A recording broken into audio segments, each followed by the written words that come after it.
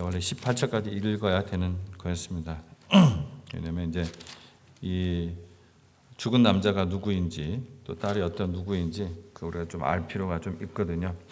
22장에서 24장까지 발람이라는 이름이 수십 번이 나옵니다. 굉장히 많이 나옵니다. 22, 23, 24, 3장밖에 안 되는데 아주 수십 번이 나와요. 50번 이상이 나옵니다. 그런데 민수기 25장 우리가 읽으면서 혹시 발람이라는 이름 나왔나요? 안 나오죠? 발락은 나왔는데 발람은 안 나왔죠. 이 발람의 이름은 단 한 번도 나오지 않습니다. 발람이 그러면 뭐 갑자기 사라졌는가? 이제 더 이상 성경에 나오지 않고 이 사건과 이후의 사건은 아무것도 관련이 없는가? 아닙니다.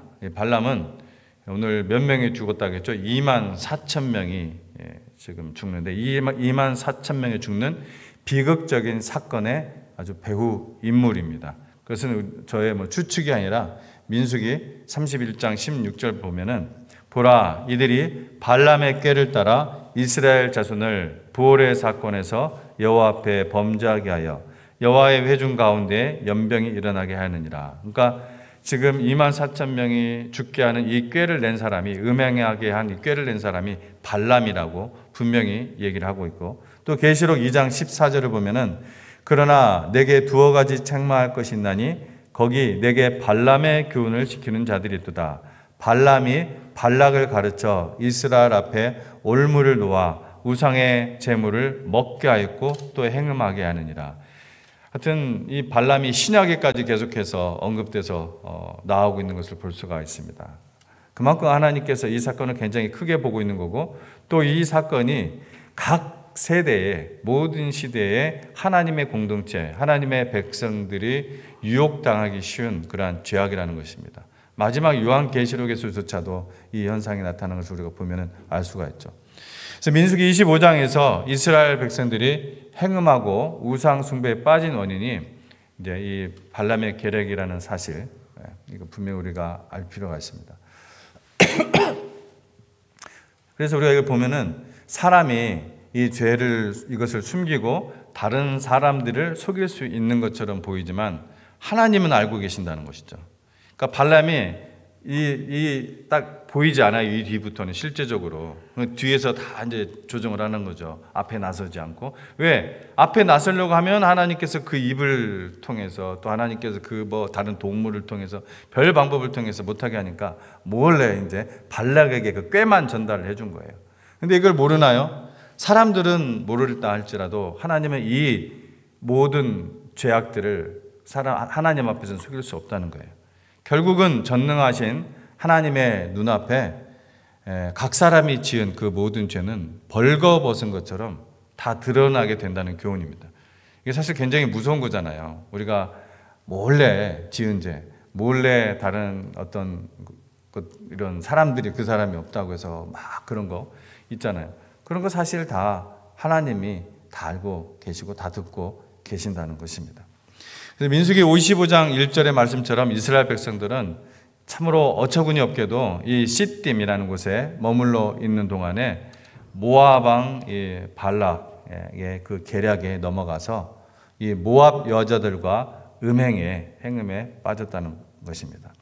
그래서 3절에 보면 이걸 뭐라고 표현하냐면 이스라엘이 바알 부올에 가담하였다. 그래서 바알은 여러분 잘 아는 단어잖아요. 우상의 하나죠. 태양신. 그래서 이 바알 부올이라는 것은 부올 지역의 바알이라는 그런 뜻입니다. 부올 지역의 바알. 그러니까 당시 바알 제사에 있어서 여인들과 이런 이제 처녀들은 생식과 이 다산의 신에 대한 그 헌신의 표로 신전에 찾아온 남자들과 음행을 행하였어요. 그래서 고대의 이러한 우상 숭배 의식은 항상 다산이 뭐죠? 다산 정약용 그게 아니고 다산이 뭡니까? 항상 풍요로운 생산, 많은 생산 이런 뜻이잖아요. 풍요로운 생산과 연결되어 있어요. 우상 숭배는. 그래서 그리고 또 이것은 어리석고 또 음탕한 인간은 이것을 남자와 여자의 생식 활동, 계속해서 애를 낳는다는 그런 거죠. 그러니까 이런 음행을 의식으로 삼곤 했었습니다. 그래서 고린도 교회도 고린도 지역도 그런 행음이 자행되고 있었고 그때까지도. 그러니까 모든 우상 숭배는 다 그런 대부분이 고대 우상 숭배는 그렇게 행음 의식과 연결이 그것이 하나의 의식이었어요. 의식. 그래서 그로 인해서 2절 말씀처럼 이스라엘 백성들은 우상의 신전에서 우상에게 제사를 지내며 남녀가 한 몸이 되어서 문란한 그러한 성관계를 맺는 의식에 초청을 하자 거기에 이제 응해가지고 그들에게 가서 우상 숭배 및 음행에 참여하는 그러한 죄를 저지르게 되었습니다. 그런 거 보면은 이 발람이 하나님이 무엇을 가장 싫어하는지 발람이 정확하게 꿰뚫어 보고 있는 거예요. 아무튼 발람이 나쁜 쪽으로 아주 똑똑한 그런 무당이었던 것 같아요. 이것이 바로 죄악된 우리 인간의 본질입니다. 하나님께서는 우리를 멸망시키려는 대적, 즉 이 마귀로부터 우리를 보호하시기 위해서 계속해서 하나님의 선지자를 보내서 경고하고 또 우리를 위해서 싸우는데 정작 우리는 이 마귀가 쳐놓은 그 죄의 유혹에 넘어가는 거예요. 개인적으로도 넘어가고 공동체적으로도 이 올무에 교묘한 그 시험에 넘어가게 되는 거예요. 그래서 개인적으로는 멸망을 당하게 되고 또 공동체적으로는 깨어지고 분열이 일어나고 하나님으로부터 버림을 당하게 되고 여러분 교회사 속에서 그런 일들이 계속해서 일어나는 것을 보면 참으로 역시 헤아려 새 것이 없구나 하는 것을 느끼게 됩니다. 바로 지금 우리가 살고 있는 이 시대 또 이 시대에 있는 우리 교회도 똑같다는 거예요. 그러니까 우리가 그런 곳으로부터 우리는 자유롭다. 이거는 너무나 나이브한 생각이에요. 그래서 정말 정신 차리고 우리가 하나님의 교회를 잘 세워야 됩니다. 그래서 하나님을 배반하고 하나님의 그 역사를 하나님의 그 워크를 물거품이 되어버리게 만드는 거예요. 사람이. 그래서 이스라엘 백성들이 이 모압 여인들과 음행에 빠져가지고 이 바알볼을 섬기는 이 제사의식에 참여하는 죄를 짓게 하는 그 이유는 그러니까 우상숭배에 빠지는 이유, 우상숭배여도 동기 이런 건 두 가지예요. 결국은 딱 두 가지입니다. 근데 이 두 가지는 아까도 말씀드렸다시피 똑같아요. 오늘날도 똑같습니다.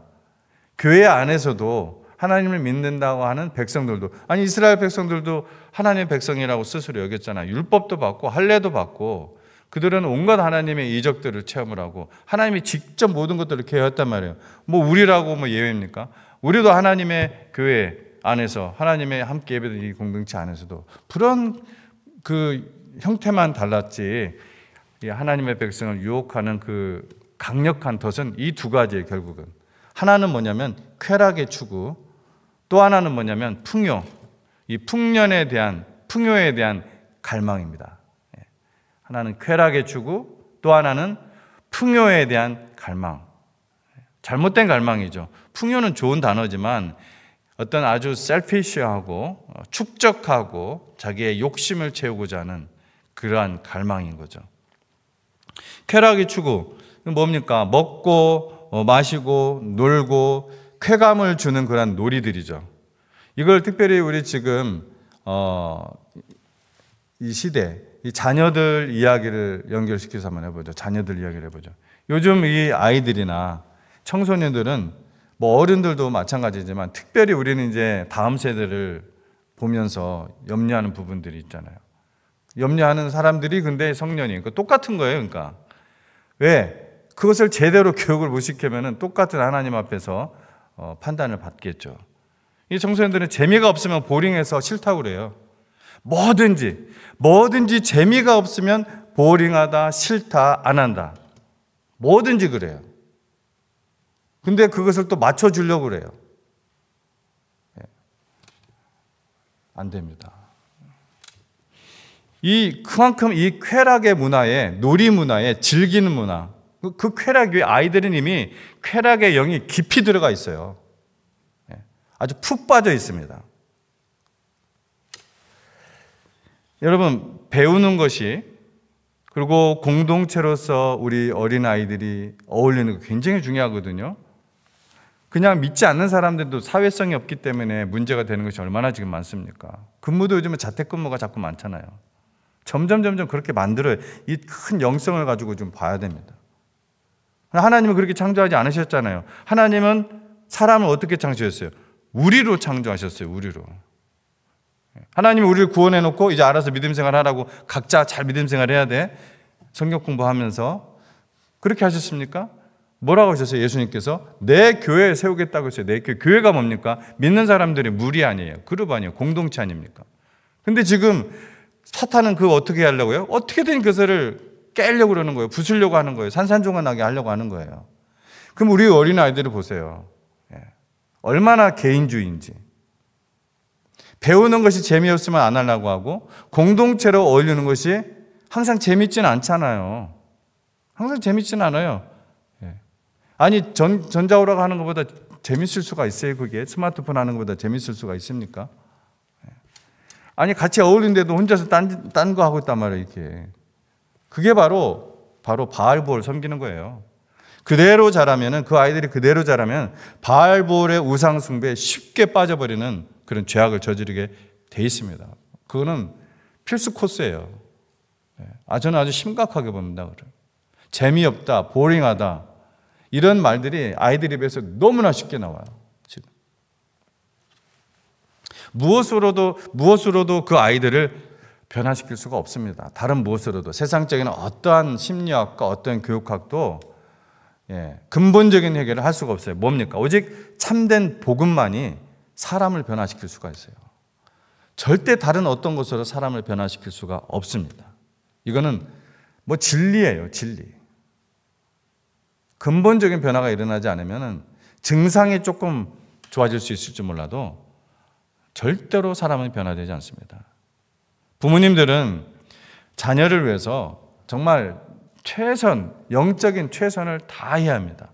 매일 기도해야 되고 새벽에 혹은 철야로 부르짖어야 됩니다. 부모로서 하나님 사랑 뭡니까? 즉 어떻게 나타나는 거예요? 가장 기본적으로 하나님 사랑이 하나님 예배하는 거. 하나님을 예배하는 그 본이 되어야 되고 이웃 사랑 뭐예요? 그게 뭡니까? 대표적인 게 하나님의 교회를 섬기는 거. 이 일에 정말 목숨, 마음, 뜻을 다해서 하라고 했잖아요. 하나님이. 그렇게 본을 보일 때 자녀들은 복음에 비로소 관심을 가지게 되어 있습니다. 저 스텝마더가 제가 처음 신앙생활을 할 때 이제 막 예수님 믿고 막 제가 열이 올랐을 때 제가 아무리 아버지가 저한테 핍박을 하고 두들겨 패고 또 전도사님이 와가지고 나를 신방하면 그렇게 도끼눈을 뜨고 막 그렇게 해도 제가 정말 어떠한 일이 있어도 예배 안 빠지고 열심히 수요예배, 주일 예배, 우리 학생부 예배 하나도 안 빠지고 열심히 나가는 거 보고서 나중에 저희 어머님이 예수님을 영접하고 수요일 날 간증을 하시는데 교회를 처음 나오게 된 동기가 저 때문이었어요. 뭔가 있다, 쟤한테. 제 안에 뭔가가 있다. 그것 때문에 교회를 나온 거래요.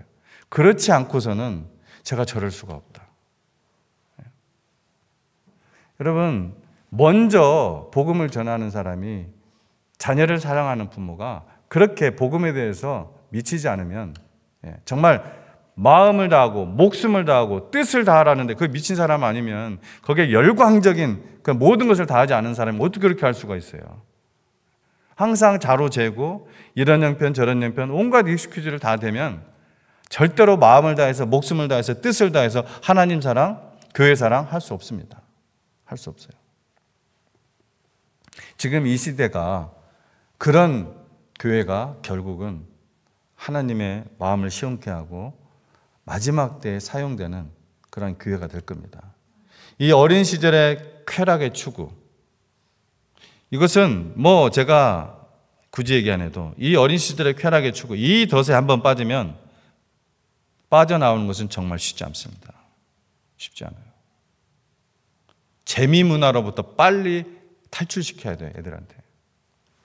그 다음, 풍년에 대한 갈망, 풍요에 대한 갈망이죠. 풍요에 대한 갈망.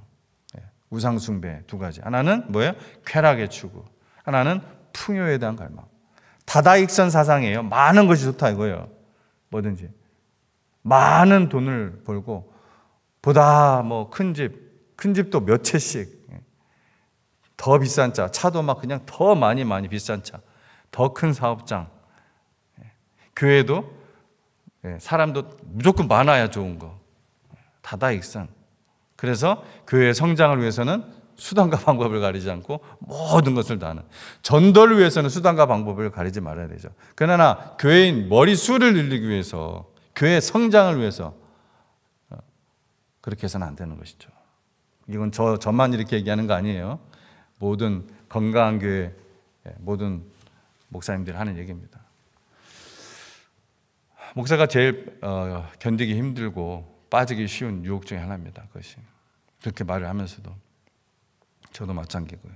하여튼 그 모든 동기가 자기의 욕심을 채우는 것이 아니라, 이 풍요에 대한 갈망이 있잖아요. 이것이 자기의 욕심을 채우는 것이 아니라 하나님에 대한 헌신, 교회에 대한 헌신을 목적으로, 정말 하나님께서 스캐닝했을 때, 정말 그 마음을 스캐닝했을 때 하나님에 대한 헌신, 교회에 대한 헌신을 목적으로 하는 것이라면은 하나님께서는 어떤 사람에게는 은사로 주십니다. 선물로 주세요. 모든 사람에게 준다는 얘기는 아니에요. 그건 은사입니다. 은사. 하나님께서 어떤 사람을 사용하시기 위해서 그걸 은사로 주세요. 물질의 은사를 주십니다. 모든 사람은 아니에요. 대부분의 사람들은 근데요, 자기를 위해서 조금 더 많이 계속 갈증을 느껴요. 하나님의 중심이 가지고 있지 않으면. 그게 바로 우상숭배의 특징입니다. 심지어는 하나님의 백성들조차도 이런 열망과 추구를, 그것을 마치 하나님의 은혜와 복으로 위장해서, 또 심지어는 어떤 교회, 잘못된 교회죠. 그는 교회가 아니고 잘못된 교회, 기복주의적인 그런 교회, 그것을 하나님 은혜라고 막 추구하게 하고 하나님 복이라고 추구하게 해서 위장시켜서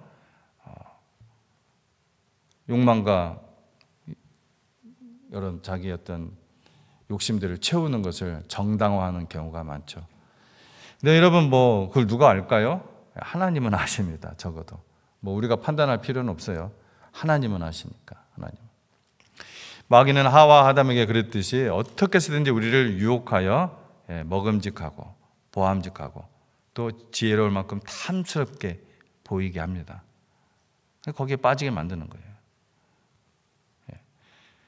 그 중에 하나는 지식도 있습니다. 세상의 지식, 얼마나 지혜롭게 할 만큼 탐스러워요. 이스라엘도 바로 그런 죄의 유혹에 넘어갔고 범죄하여 하나님의 공의의 심판을 받을 수밖에 없게 됐습니다. 3절 말씀대로 하나님께서는 모압 여자들과 음행에 빠져서 바알보를 섬긴 이스라엘을 심판하지 않을 수 없게 된 것입니다. 그리하여 이스라엘에는 팬데믹이 돌기 시작했고 많은 사람들이 죽어갔습니다. 24,000명. 어마어마하게 죽었어요.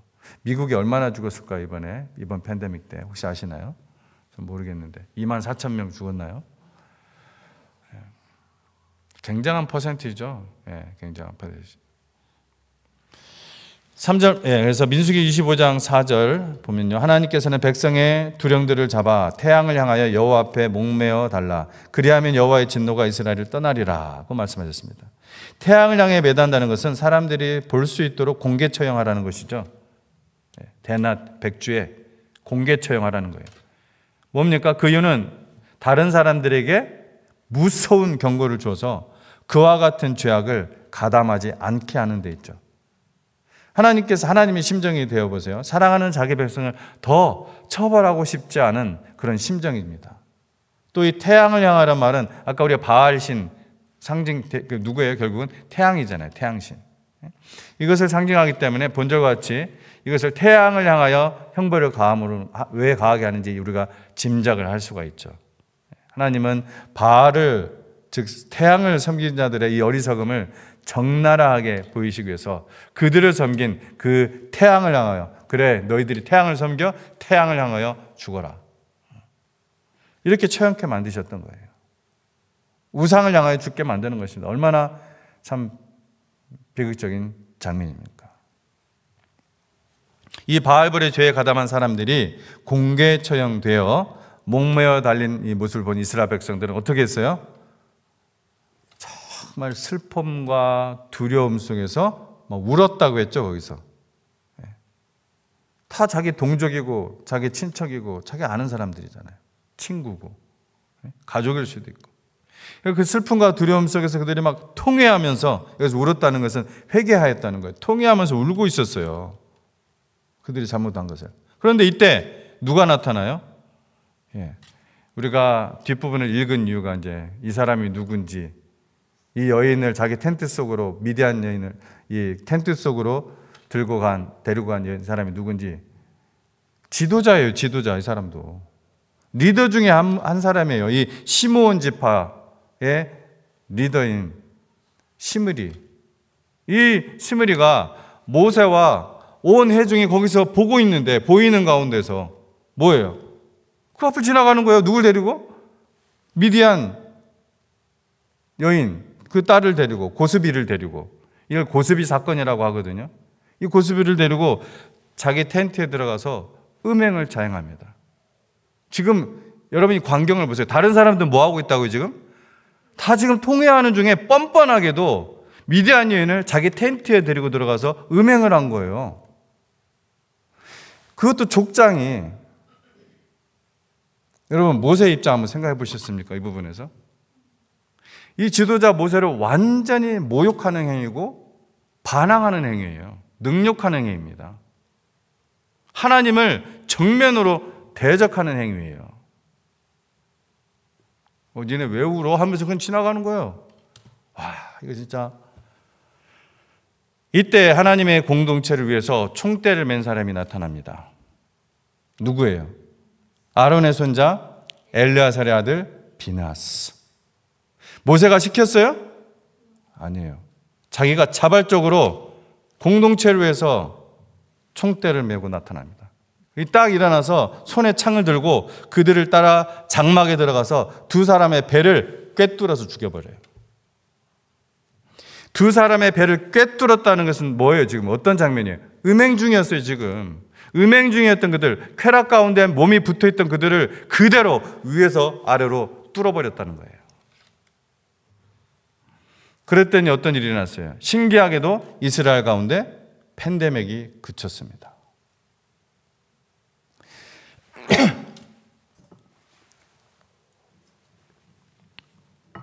이에 대해 하나님께서는 11절 말씀대로 제사장 아론의 손자 엘르아살의 아들 비느하스가 나의 질투심으로 질투하여 이스라엘 자손 중에서 나의 노를 돌이켜서 나의 질투심으로 그들을 진멸하지 않게 하였도다. 다 죽여버리려고 했다는 거예요. 하나님께서는 이스라엘 백성들을. 자, 여기서 저는 비느하스를 좀 보고 싶어요. 여러분과 저라면은 비느하스처럼 했을까요?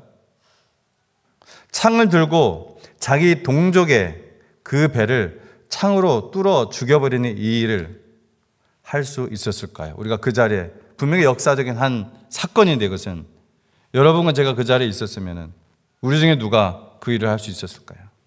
더군다나 이 사람 누구예요? 다른 사람들 다 통회하고 있는데 혼자서 그 모세의 리더십을 모독하고 하나님을 대적하며 뻔뻔하게 이런 짓을 벌이는 인간이라면 어떤 사람이에요? 보통 사람이 상대하기 힘든 사람입니다. 그리고 족장이에요. 이 지도자예요. 괜히 내가 끼어들었다가 내가 오히려 능욕이 당할 수 있을 거라는 그 두려움 때문에 가만히 있지는 않았을까요? 과연 우리 교회는, 여러분은 어디에 속한 모습일까요? 모두 겁을 먹고 아무것도 안 한다면 어떻게 됐을까요? 하나님은 그것을 어떻게 보실 것이며 우리가 하나님 나라에 들어갔을 때 그것에 대해서 어떤 판단을 우리에게 주실까요? 7절에 비느하스가 보고 회중 가운데서 일어나 해서 일어나다. 히브리어의 쿰. 이 쿰은 자리를 박차고 결연히 일어나다 이런 뜻입니다. 자리를 박차고 결연히 일어나다. 그 당시 비느하스의 불타는 그 의분과 의지를 대변해 주는 말이에요. 이처럼 하나님의 영광을 수호하는 일에 결연히 일어서는 그 도전 의식이야말로 거룩과 의를 모토로 살아가야 하는 이 모든 성도들이 마땅히 본받아야 되고 추구해야 될 그러한 모습인 것입니다. 비느하스가 하나님의 공의로 범죄한 이 동족을 죽임으로써 하나님 대신 죗값을 갚아서 하나님의 진노가 그치게 되었다고 말씀합니다. 하나님의 공동체는 이 지도자 외에 하나님의 공의를 위해 용기를 갖고 나서는 사람이 항상 필요합니다. 여러분, 모세만 있었다면 어떻게 됐었을까요? 비느하스 같은 사람이 없었다면. 이런 사람이 없으면요, 아무리 모세 같은 위대한 지도자가 있다 하더라도 결국 온 공동체가 고통을 겪게 되거나 진멸당할 수가 있다는 것입니다. 버림을 받게 된다는 거예요. 이 일은 하나님의 마음을 시원하게 하는 일이었습니다. 누가 시킨 일이 아니고 하나님의 공의로 자발적으로 한 이 일에 대해 하나님께서는 놀라운 예언의 말씀을 해주십니다. 민수기 25장 12절에서 13절에서 우리 한번 같이 읽어보도록 하겠습니다. 민수기 25장 12절 13절 시작. 그러므로 말하라. 내가 그에게 나의 평화와 언약을 주리니 그와 그 후손에게 영원한 제사장 직분의 언약이라. 그가 하나님을 위하여 질투하여 이스라엘 자손을 죄하였음이니라 라고 말씀하셨다. 여기서 주목해야 할 내용은 바로 하나님께서 비느하스와 그 후손을 영원한 제사장으로 세우시고 평화의 언약을 주셨다는 것입니다. 실제로 이 비느하스와 그 후손은 하나님께서 후에 어떤 잘못이 있어도 보호를 해주세요. 이 평화의 언약 때문에 지켜주세요. 그리고 약 1000년 동안 이게 지금 BC 한 1400, 1500이잖아요. 모세 때니까. 그러니까 그들이 약 1000년이라면 BC 한 500년이잖아요. 이스라엘, 유다 멸망할 때까지. 약 1000년 동안 제사장 가문이 돼요. 비느하스 가문이. 하지만 분명 1000년은 영원이 아닙니다. 즉, 이 말씀 역시 이 비느하스를 통해 한 분을 예언하고 있는 거예요. 누굽니까? 바로 유일한 영원한 제사장 누구십니까? 그리스도 예수님을 예언하는 것입니다. 관련하여 13절을 보도록 하겠습니다. 그가 그 하나님을 위하여 질투하여 이스라엘 자손을 속죄하였음이니라. 마지막 부분이죠. 13절 마지막. 결국 쉽게 죽일 수 없는 동족. 여러분, 동족 죽이기 쉽습니까? 다 아는 사람들이잖아요. 아무리 많아도 동족인데. 온갖 그 광야에서 동고동락한 사람이에요. 이 쉽게 죽일 수 없는 동족을 하나님의 뜻에 자신을 순종시킴으로써 그리고 죽임으로써 이스라엘의 죄값을 갚은 이 비느하스 행동은 누구에 비유된다고요? 예수님. 예수님 뭐라고 하셨습니까? 내 아버지여, 만일 할만하시거든 이 잔을 내게서 지나가게 하옵소서. 그러나 내 원대로 마시옵고 오직 아버지의 원대로 하시옵소서. 쉽게 내놓을 수 없는 그 자신, 예수님마저도 그 자신을 하나님의 말씀에 순종해서 십자가에 못 박혀 죽음으로 써서 세상 모든 사람의 죄값을 갚으신 예수님의 그 속죄 사역을 예표하는 사람이 된 거예요. 누가요? 비느하스가. 영광 아닙니까? 나의 삶이, 나의 어떤 한 행위가 예수님을 예표하는 행동이 된 거란 말이에요. 얼마나 어마어마한 영광입니까? 상급이에요. 예수님 덕분에 우리의 모든 죄는 속죄되었고 우리가 받을 수밖에 없었던 이 하나님의 진노가 완전히 그쳤습니다.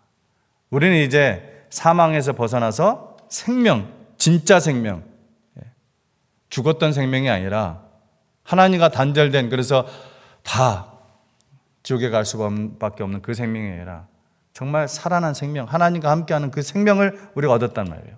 그래서 무슨 말이에요? 하나님과 이제 완전한 평화의 관계로 회복되었어요. 누구 때문에? 예수님 때문에. 우리가 비록 하나님 앞에서 어떨 때는 고의로, 어떤 자의로 죄를 지어도 예수님 앞에 달려나가서 예수님의 피로 우리가 그 죄를 씻으면 다시 그 평화의 관계를 회복시켜주는 어마어마한 예수 그리스도의 그 피의 능력이에요. 보혈의 능력.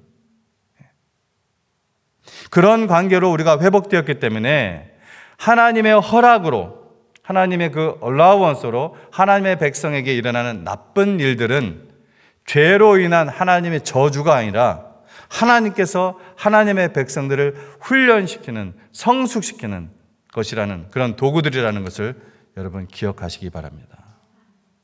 그리고 이 비느하스와 같이 하나님의 공동체를 위해, 하나님의 교회를 위해 용감하게 일어나서 하나님의 입이 되고 하나님의 손이 되고 하나님의 발이 되는 믿음의 사람이 되시기 바랍니다. 하나님은 반드시 그런 사람에게 특별한 약속을 이루어 주십니다. 기도하겠습니다.